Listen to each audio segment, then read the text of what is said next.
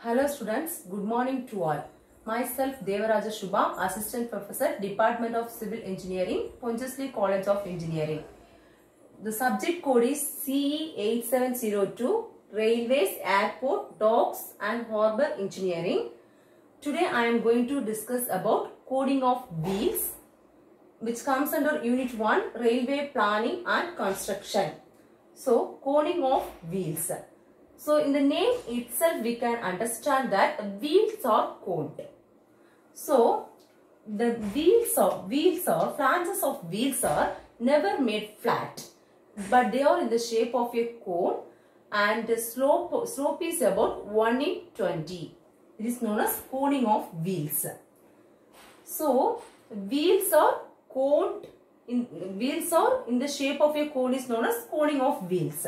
The slope is of about 1/20.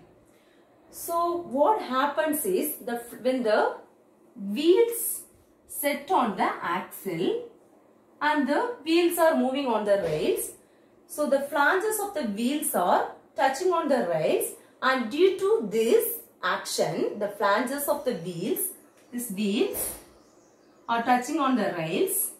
So due to this, what happens is the lateral movement is happened on the lateral movement is developed on the track or rails. So this due to this lateral movement, what happens is some sudden changes will happen.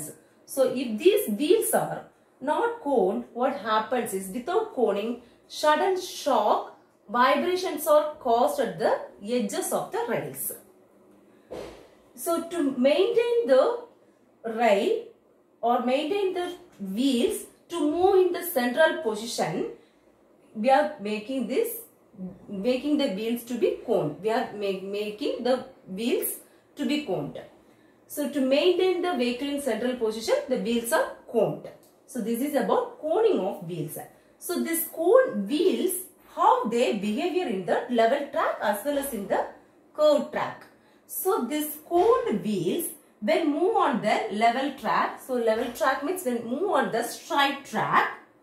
When move on the straight track, the circumference between the two sides will be same. So it is in the central portion, and the circumference will be of the flanges of the wheels is same in the inner rail as well as in the outer rail.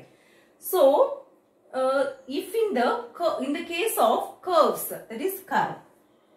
In the case of curve, the circumference is, outer wheel has the more circumference than the inner rail. The outer wheel has the more circumference than the inner rail. In the case of curved track. So what happens is when the train moves in the curved track, the force act on the vehicle. The force is known as centrifugal force.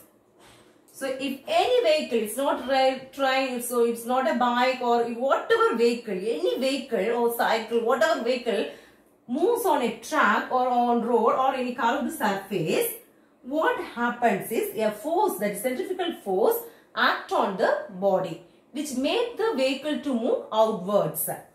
For that reason, only these wheels are coned. So, if the wheels are moving outwards due to the centrifugal force, the wheels on the outer rails have to move a greater circumference. Have to cover a greater circumference. For that reason only the wheels are coned. So this is the behavior of wheels on level track and behavior of wheels on the curved track. So what are the advantages of this coning of wheels? Due to this coning of wheels, the greater circumference is covered, so that the centrifugal force acting will be negated. So it little bit avoided. Then it also avoid the skidding of wheels as well as slipping of wheels. It avoids the skidding of wheels as well as it avoids the slipping of wheels, as well as what happens is it is used for smooth riding. Due to this coning of wheels, the smooth riding is possible. As well as what happens is the wheel flanges, this is wheel flanges.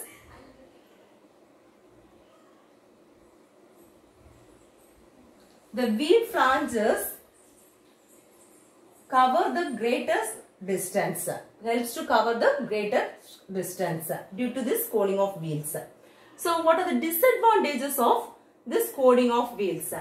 So due to this coning of wheels, what happens is in the inner edge of the rail, the pressure is developed in the horizontal component of the inner edge of the rail. Pressure is developed in the inner edge of the rail. The horizontal component is the pressure is developed in the horizontal component of the inner edge of the rail. Due to this, the rail gets wear. That is, the rail will be wear quickly. So due to this, what happens is the outward direction. What happened? The wheels are moving, so the gauge will be widened.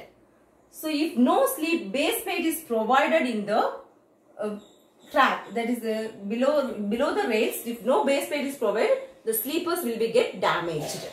So for avoiding this disadvantages, we are tilting the rails. To avoid these changes, that is pressure, this gauge widening and this sleepers damaging, what we have to do is we have to tilt the rails. So the rails also tilted at a slope of 1:20. So we are tilting the rails of 1:20 with the help of making the base plate. We have to keep the base plate in the inclined position of 1:20, this is a slope of cone shape 1:20, because by using this base plate we can tilt the rails. So this is the inclined base plate. We are providing the base plate of slope 1:20. By using this, the rails will be tilted. So what are the advantages of this tilting of rails? So by using this tilting of rails, we can maintain the gauge. That gauge is the distance between two rails, the inner faces of two rails. So by using this, we can maintain the gauge properly, and the wear of the head is uniform. By using the tilting of rails, the wear of the head is uniform in all places. So the train can move smoothly from one place to another place. So by providing this rails, that's by tilting these rails, the life of sleepers will be increased. So this is all about coning of wheels.